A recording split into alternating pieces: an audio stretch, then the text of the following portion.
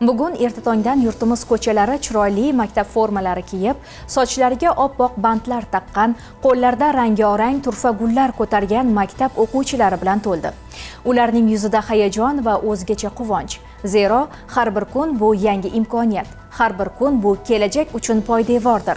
O'zbekiston bo'ylab millionlab o'quvchilar intizorlik bilan kutgan yangi 2025-2026 o'quv yili uchun qo'ng'iroqlar jarangladi. Barcha sinflarda kelajak soati dars mashg'ulotlari boshlandi. Vatan uchun, millat uchun, xalq uchun shiori ostida bo'lib o'tgan tadbirlar tafsilotlari hozirgi lavhalarimiz ketma-ketligidan o'rin olgan. Yoz bo'yi maroqli hordiq chiqargan bolajonlar uchun endi yana hayajonli, quvonchli va mas'uliyatli damlar boshlandi. Birinchi qo'ng'iroq sadolari jaranglab umumta'lim maktablari o'quvchilarini o'z bag'riga chorlamoqda. Bolajonlarning beg'ubor kulgusi, o'qituvchilarning mehr bilan ochgan qo'llari, ota-onalarning quvonchga to'la nigohlari bu kunning o'ziga xos shukuhini yanada orttirdi. Toshkent viloyati Olmaliq shahridagi 21-sonli umumiy o'rta ta'lim maktabida ham vatan uchun, millat uchun, xalq uchun shiori ostida birinchi qo'ng'iroq tadbiri bo'lib o'tdi. Juda ham chiroyli o'tdi. Maktabimiz chiroyli, ham go'zal. Daftarlari yangi, stollari yangi, chiroyli. Maktabda daftar, penal, hamma narsa bor. Qalam, ruchkalar, qora qalam, chiqarg'ich, o'chirg'ich, hamma narsa bor. Men katta bo'lsam, doktor bo'lmoqchiman. Hamma sharoitlarni qilib bergan Prezident bobomizga kattakon rahmat. Tadbirda Toshkent viloyati hokimi ishtirok etib, yig'ilganlarni mustaqilligimizning 34 yilligi hamda yangi o'quv yilining boshlanishi birinchi qo'ng'iroq bilan samimiy tabrikladi.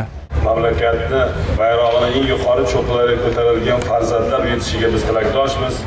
Ularni mana shu qabul qilayotgan o'qituvchilarga, ularni mana shu tayyorlashda, ularni bir barkamol shaxs sifatida shakllantirib berishdagi mehnatlariga, mashaqqatli mehnatlariga omadlar tilaymiz.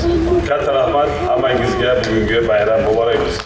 Tadbir davomida Prezidentimizning maktab o'quvchilariga yo'llagan tabrigi o'qib eshittirildi. So'zga chiqqanlar yurtimizda so'nggi yillarda erishilayotgan ulkan yutuqlar, amalga oshirilayotgan bunyodkorlik ishlari hamda ta'lim tizimidagi islohotlar haqida to'xtalib, bugungi avlodga yaratilayotgan sharoitlarni alohida ta'kidladilar. Barchaning yetuk kutgan onlari keldi. Birinchi qo'ng'iroq jarangi yangrab, kelajak soati darslarning boshlanishi e'lon qilindi. Ustozlar yangi bilimlarni ulash uchun barchani sinf xonalariga chorlar ekan, o'quvchilar quvonch va ishonch bilan ilk darslariga qadam qo'ydilar.